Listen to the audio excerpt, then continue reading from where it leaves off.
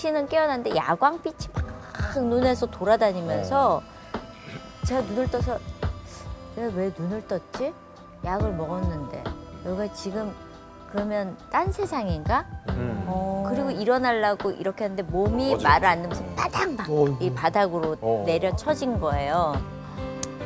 그래서 이제 저희 아버지가 깨어나시고 저를 업고 이제 뛰시게 됐죠. 그래서 막 뛰어가면서 저희 아버지가 사람한다고 그런데 제가 그때 잘못했다는 걸 처음을 알았어요. 그리고 저희 아버지가 그때 막 우시는 걸 보면서 아, 내가 결정했던 게 정말 잘못된 거구나라는 걸 깨어났으니까 이제 알게 된 거죠. 그래서 병원에 실려갔더니 이제 의사 선생님이 왜 오게 됐느냐 그래서 약을 먹었다 저희 아버지가 그러니까 입을 벌리라 그러더라고요. 근데 그 순간까지도 살기 싫다는 저 안에 그런 고집도 있잖아요.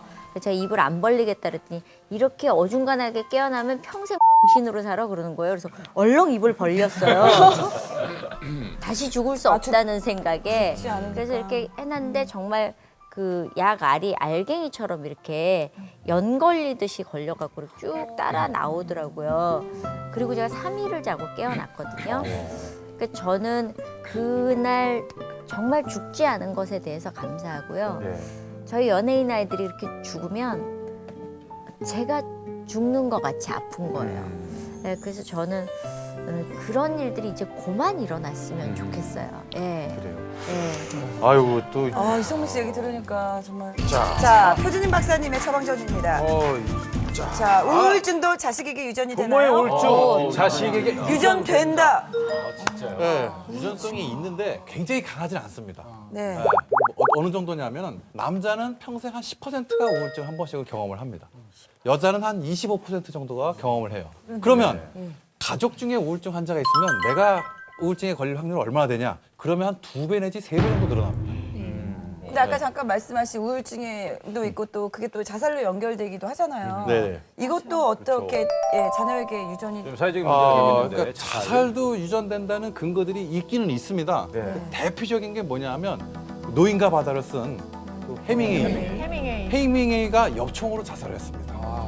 근데 해밍웨이의 아버지는 권총으로 자살했어요.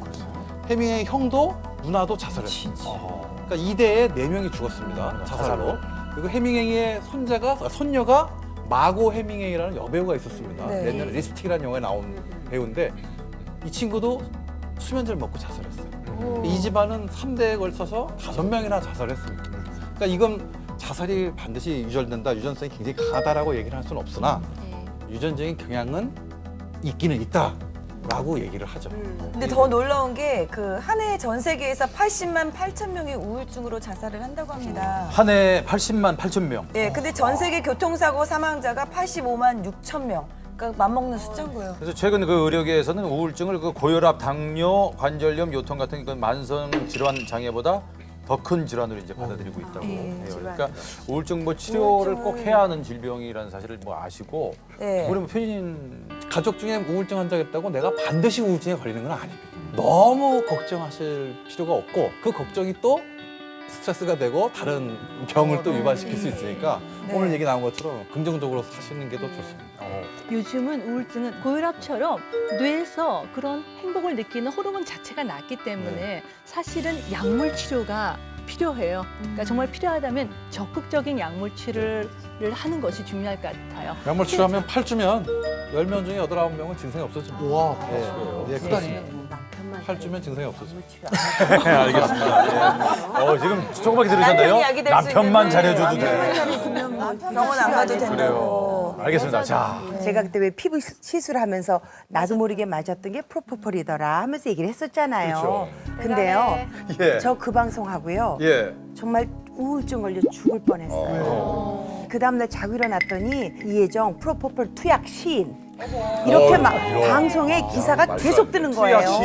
투약 시인. 저녁에 저희 여든 대신 저희 친정 어머니가 전화가 오시더니 야야 그렇게 힘들다나 그러면서 엄마가 몸을 확 내신 거예요. 그래서 엄마 왜? 그러니까 야야 오늘 운동하러 갔더니 사람들이 네가 뭐 마약을 했다고 이제 그렇게 얘기를 한다고 하면서 그렇게 힘들거들랑 그냥 일하지 말고 이제는 그냥 집에 있으면 안 되겠나 하시는데 엄마가 목이 확 메시더라고요. 그러니까 제가 뭐라고 설명드릴 수도 없고 저 진짜 되게 억울했어요. 너무 속이 상했어요.